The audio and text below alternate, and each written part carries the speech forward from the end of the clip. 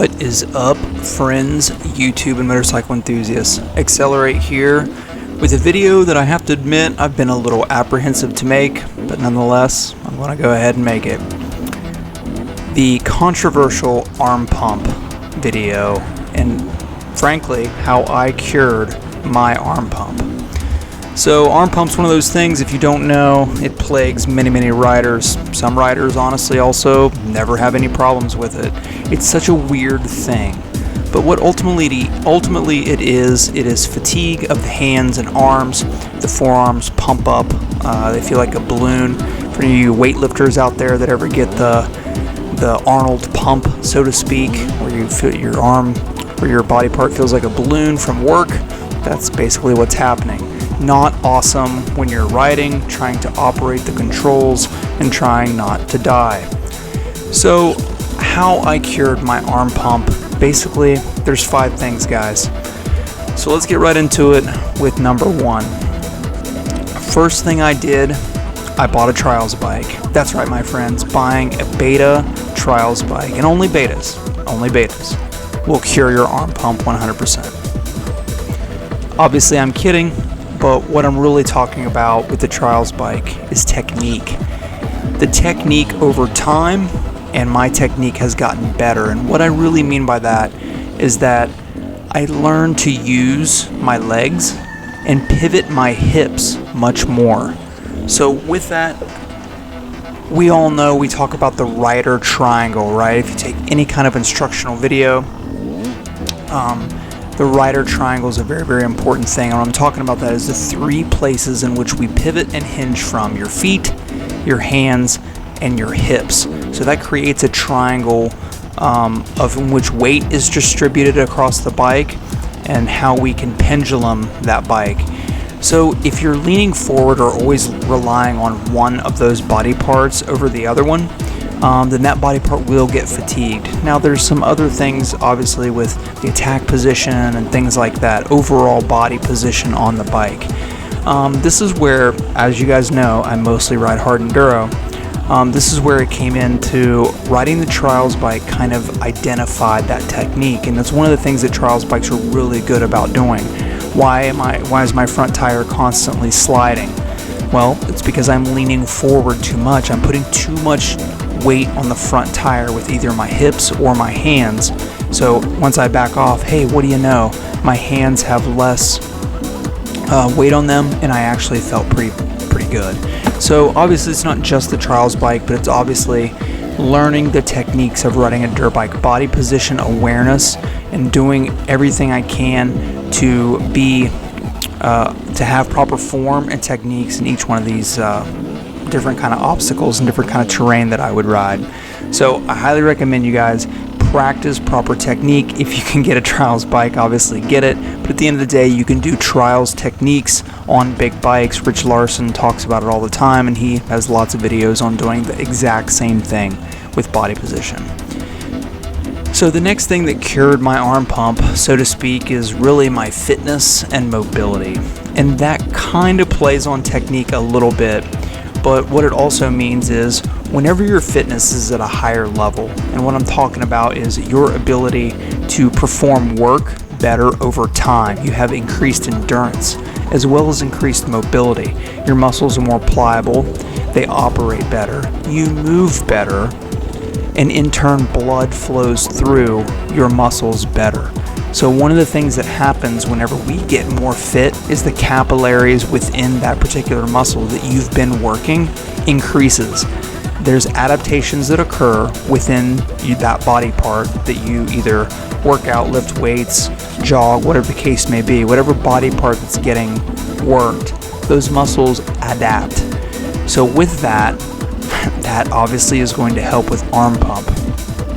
So one of the things that we have to think about, and again this also kind of plays on the technique portion, is if you guys know what a dead hang is.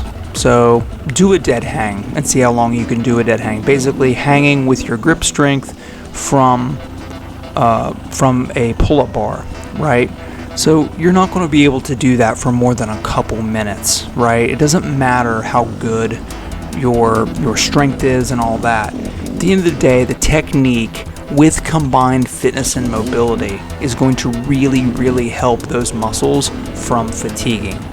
Now, the mobility piece is really important because we know when our muscles are more mobile, they're more flexible, then blood also flows through them better. And any kind of restrictions that you could have in your upper body, in your back, your neck, things like that will affect muscles pumping up as you ride and push them to the limit. So my fitness and mobility has gotten better, and what do you know? My arm pump has decreased dramatically. In fact, I have no arm pump anymore. So moving on to number 3. Number 3 is one of the ones that I hear a lot of people talk about, and that's hydration.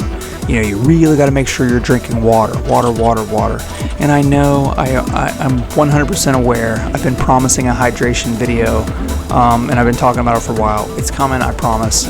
Especially as we're coming into summer and race season, hydration becomes super important.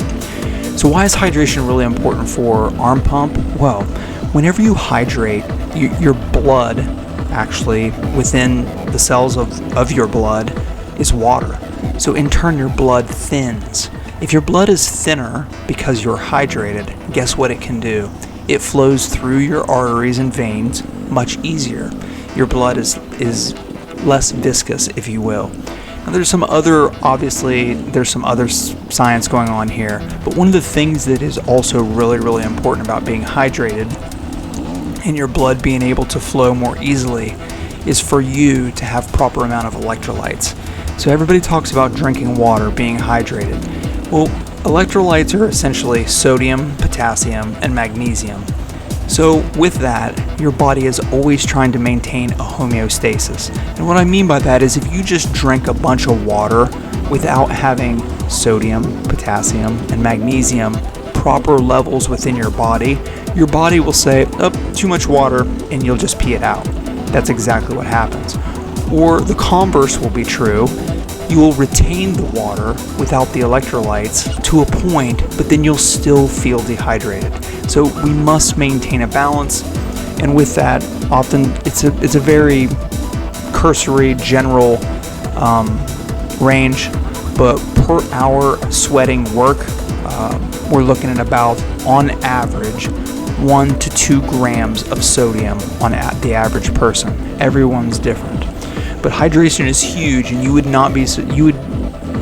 I'm not surprised at the number of people that go riding or racing and they've drank, 20 to 30 ounces of water that day, or a little bit of hydration and maybe just a little bit the night before.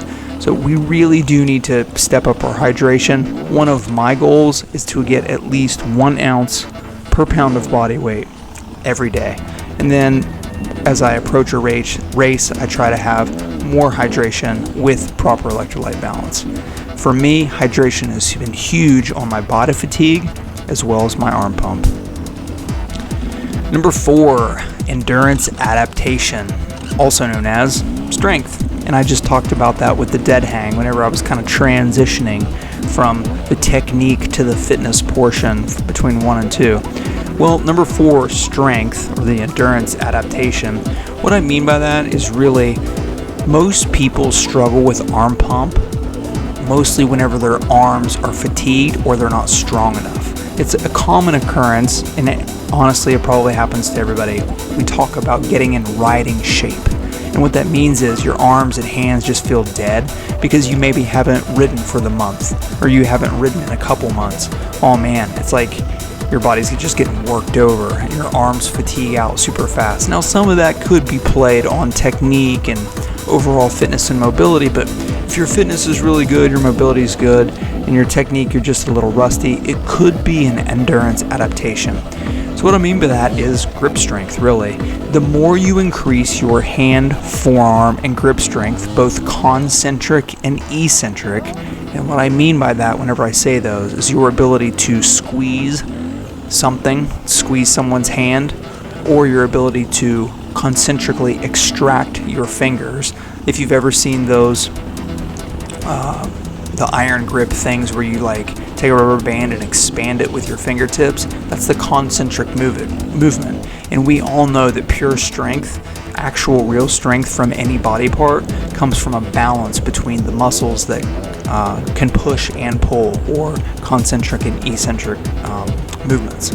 So when your strength gets better, you will be less likely to pump up, because what's actually happening is you're fatiguing. You're fatiguing from bad form, you're fatiguing from fitness, you're fatiguing from your hydration being low, and you could be fatiguing because your hands simply aren't strong enough to endure over time of the workload that you're asking for them to do, right? So strength is really good. I actually have a really good video that I found. It's an Australian dude. It's a super obscure video of a guy that does wrist and hand strengthening for arm pump, and I'll link it down in the description so you guys will see it. I actually started doing his little routine whenever I do my cardio. I do most of my cardio on it's kind of like an elliptical stair stepper, super low impact, but I can get my heart rate right where I need to, pretty much in any zone that I want. But whenever I'm doing zone 2, I also work on my hand grip strength, because I'm just basically floating there, almost like bike pedaling, and I can do some arm stuff and hand stuff, and I use 8-pound weights to do these basic exercises to help adapt my hands and get them stronger to the forces that they're going to see with the bars being in my hand. So it's helped immensely with fatigue and arm pump. So last but not least, let's talk about physical limitations. Now what I mean by this is, we're not all 25-year-old fastest top 10 guys out there, right? Everybody has bumps, bruises, injuries that cause problems later in life. Even if you are a younger guy, people can be plagued by injuries. It's interesting because I just listened to a podcast, the American Heart Enduro podcast, where Cody Webb was talking about his wrist injury still bothering him. It's one of those things that we just have to deal with overall as we get older, or as we continue to do our sport. We have physical bodies and we have to deal with injuries. I was one of the ones that dealt with carpal tunnel. Carpal tunnel plagued me, and I talked a little bit about it as one of my previous videos, where in the upcoming season, how the carpal tunnel surgery was huge for my ability. Another thing is arthritis. People get older, they get arthritis. So with physical limitations, I will say this: work on the other 4. If you have a physical limitation, like a previous wrist injury or some other kind of muscle tear or ligament problem, for me it was carpal tunnel, work on the other 4. See a physical therapist and see if it's not an imbalance issue, a possible strength issue, or some way that you can come back from that without surgery. If surgery is required, and then carpal tunnel is kind of a little different one, then I would definitely look into that. At the end of the day, my carpal tunnel surgery changed completely everything about how I ride. I no longer, I can sleep. I no longer have problems sleeping after riding for a few hours. I literally could not sleep on riding weekends or race weekends that night, which is obviously going to wreak havoc on all of the other components of my fitness. Carpal tunnel surgery was huge for me. But there's a lot of other different types of physical limitations that people deal with. I just encourage you guys, this is our sport, we love it.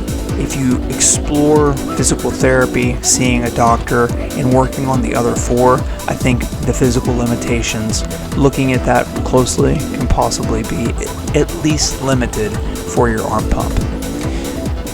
So that's it, folks. Those are the 5 things that I did, and those 5 things basically cured my arm pump. Do my hands still get tired? Of course.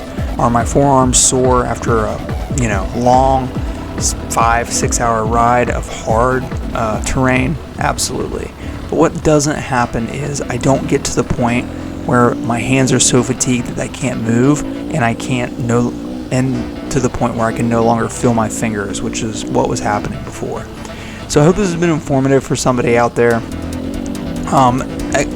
This is not new information. A lot of people talk about a lot of these very same things, but like all fitness and all approaches to performing a sport, usually it's a holistic approach. There's never one cure that will just magically make everything better. Usually it's a lot of things together that work together, much like the body, to improve performance. Alright guys, hope this has been informative for you guys. Hope you get out there, get on two wheels, and ride a dirt bike. This is Accelerate once again, signing off.